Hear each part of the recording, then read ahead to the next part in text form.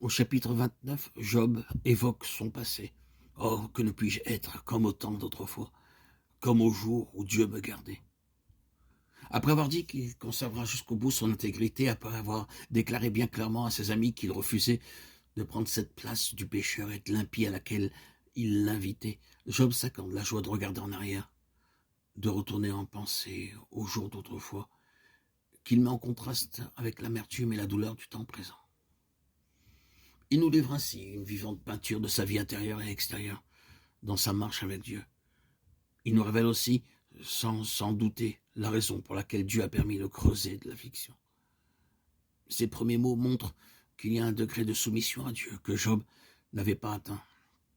Épreuve après épreuve l'avait frappé et s'était incliné sous la volonté de Dieu. Mais il ne semble pas se rendre compte que ces retours en arrière, ce désir de retrouver sa prospérité passée, ne sont point en accord avec un abandon total de soi à Dieu, une acceptation entière de la volonté divine. Comme l'a écrit un auteur profondément instruit des voies de Dieu, il faut que dans la fournaise de l'épreuve, la soumission à Dieu soit parfaite, pour qu'il n'ait jamais de regret en regardant au passé, et jamais de désir en regardant vers l'avenir. Car il est évident que regret ou désir ne sont point en harmonie avec le complet abandon de soi à Dieu. L'adversaire le sait, aussi combien il essaye de ramener la pensée à ce que nous étions et qu'en apparence nous ne sommes plus, ou à ce que nous devrions être et qu'apparemment nous ne sommes pas.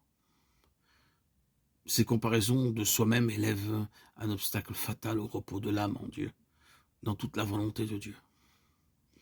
Oh, que ne puis-je être comme au temps d'autrefois. Job ne s'étend pas sur sa prospérité perdue, car son cœur ne s'était pas attaché à ses richesses. Il remémore surtout le temps de communion avec Dieu et de service en faveur des autres. À tous les points de son récit, nous voyons l'intégrité du cœur de Job.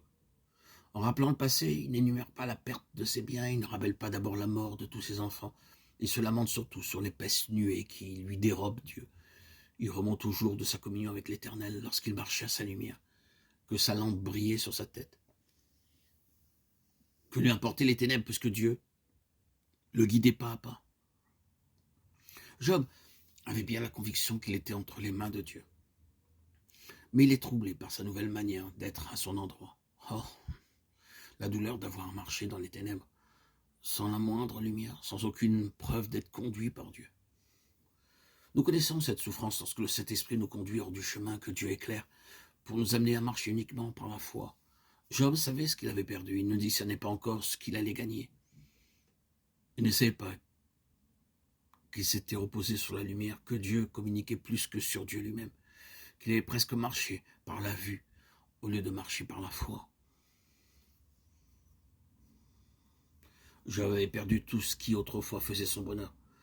Mais c'était pour parvenir à une plus grande connaissance de Dieu, connaissance possible pour la foi qui s'appuie uniquement sur le caractère de Dieu.